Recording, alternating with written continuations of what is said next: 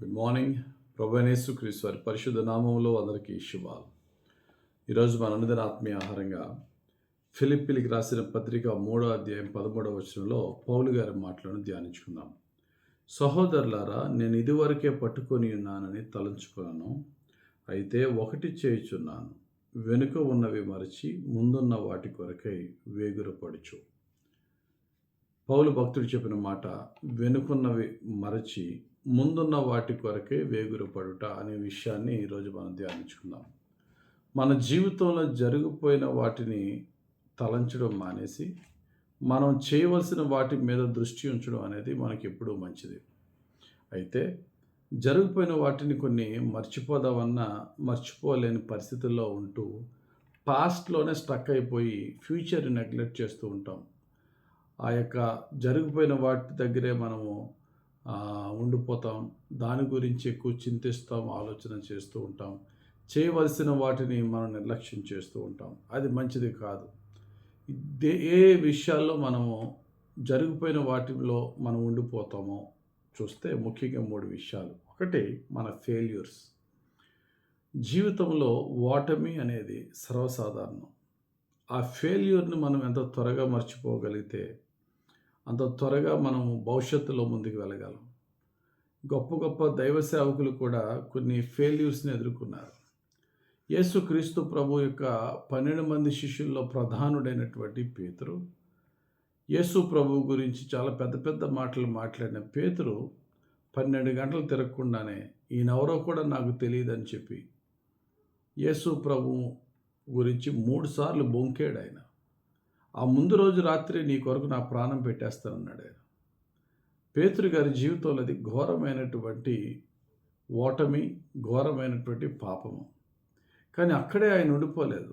ఆయన మరలా యేసయ్య బలపరచగా ఆయన ఎంతగా భయపడ్డాడో అంతకంటే ధైర్యంగా దేవుని కొరకు నిలబడ్డాడు. 1000 మందిని ప్రభువులో నడిపించాడు. ప్రభు కొరకు తన ప్రాణాన్ని సంతోషంగా అర్పించాడు. కాబట్టి పేతురు గారి ఫెయిల్యూరా? ఆయన జీవితంలో ఫెయిల్యూర్ అనేది ఒక చిన్న భాగం మాత్రమే. దానికి మించిన గొప్ప విక్టోరియస్ లైఫ్, విజయవంతమైన జీవితం ఆయన పొందాడు.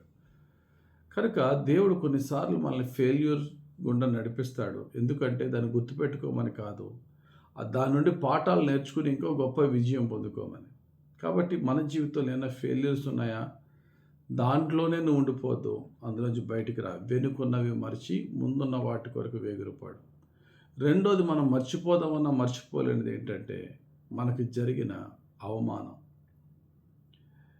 ఒక శత్రువు మనల్ని అవమానపరిచేటంటే అది త్వరగా మర్చిపోగలం. కానీ మన ద్వారా మేలు పొందిన వాడు మనల్ని అవమానపరిస్తే అది మర్చిపోవడం చాలా కష్టం.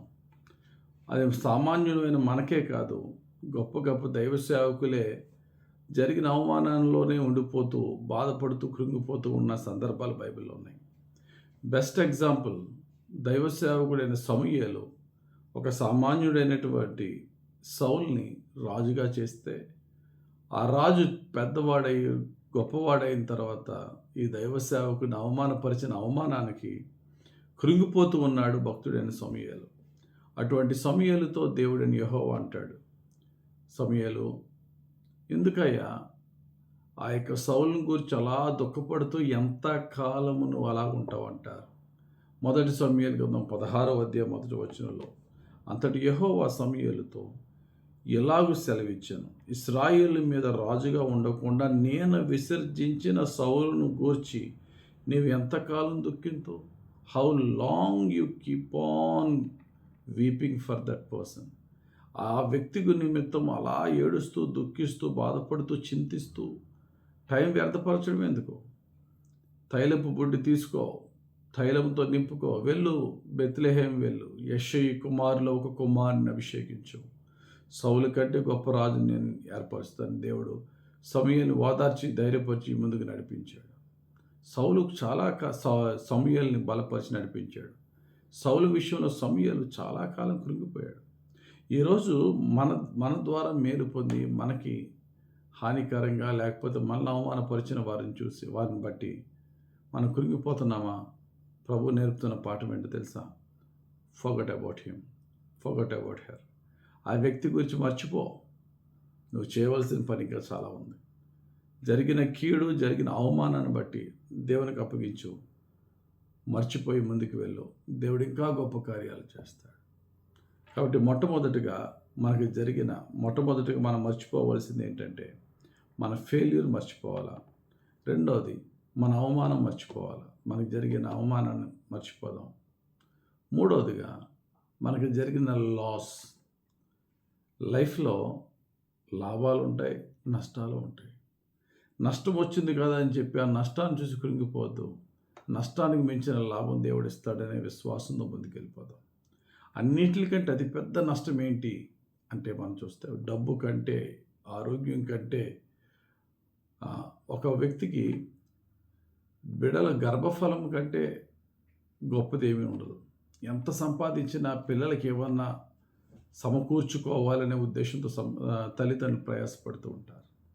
అటువంటి తల్లిదండ్రులకి బిడల కంటే ఇంకేముంది గొప్పది. అటువంటి 10 మంది బిడలు కోల్పోయిన తర్వాత యోబు ఏమన్నాడండి? యెహోవా ఇచ్చెను, యెహోవాయే తీసుకునేను, ఆయన నామమునకు మహిమ కలుగును గాక అంటారు. యోబు గ్రంథం 1:21. యోబుకి తన పిల్లలు చనిపోయిన తర్వాత కూడా ఏ విధమైనటువంటి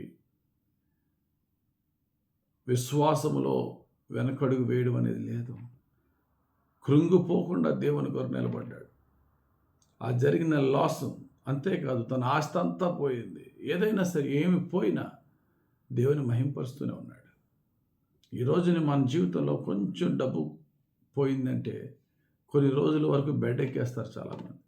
అది డబ్బా లేకపోతే మనుషులా, ఏది పోయినా దేవుడు అంటున్నాడు, మర్చిపో, ఇక ముందు ఎంతో గొప్ప ప్రయాణం ఉంది, ముందుకు సాగిపో. వెనుకున్నవి మరిచి ముందున్న వాటి కొరకు వేగుర పడదాం. అది మన ఓటమి అవ్వచ్చు, మనకు జరిగిన అవమానం అవ్వచ్చు, లేక మనం నష్టపోయిన నష్టం అవ్వచ్చు. వాటన్నిటినీ దేవునికి అప్పగిద్దాం. దేవుని మీద భారం కలిగి యేసయ్యా నీవే నన్ను నడిపించి ప్రభుని ప్రభు వైపు చూద్దాం. నూతన బలం పొందుదాం. ఎందుకంటే దేవుని వాక్యం చెప్తుంది, యెహోవా ఒకరికి ఎదురు చూచేవారు నూతన బలం పొందుతారు. నష్టపోయిన దానికి, పొందిన అవమానానికి లేక ఓటమికి మించిన విజయము, ఘనత, లాభం ఇచ్చి దేవుడు మనల్ని దీవిస్తాడు. ఎప్పుడు? యేసయ్య యందు విశ్వాసం ఉంచు ఆ యొక్క బాధలోంచి బయటకు వచ్చి ప్రభు చిత్తాన్ని నెరవేర్చుకుంటూ ముందుకు వెళ్ళిపోదాం. అద్భుత ఆశ్చర్య కార్యాలతో దేవుడు మనం తృప్తిపరుస్తాడు. దేవుడు తన పరిశుద్ధ వాక్యం దీవించి మన జీవితంలో ఫలింపజేయను గాక. ఆమేన్. పరిశుద్ధుడా, ప్రేమ వెలుగుతాడు. ఈరోజు ఎవరు కలిగిన అవమానాన్ని బట్టి కృంగిపోతున్నారు? ఎవరు జరిగిన నష్టాన్ని బట్టి కృంగిపోతున్నారు? ఎవరు వారి ఓటమిని బట్టి కృంగిపోతున్నారు?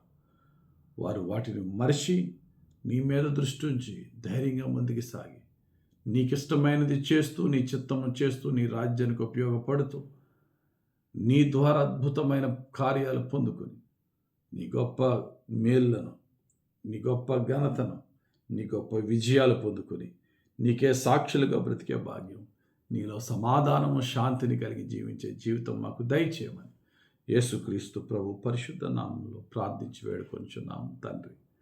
ఆమేన్. తండ్రి యొక్కయు, కుమారుని యొక్కయు, పరిశుద్ధాత్మ దేవుని అభిషేకం ఎల్లప్పుడూ మనలను ప్రభు అయిన యేసయ్య సత్యములో నడిపించును గాక. ఆమేన్. God bless you. Have a very blessed day.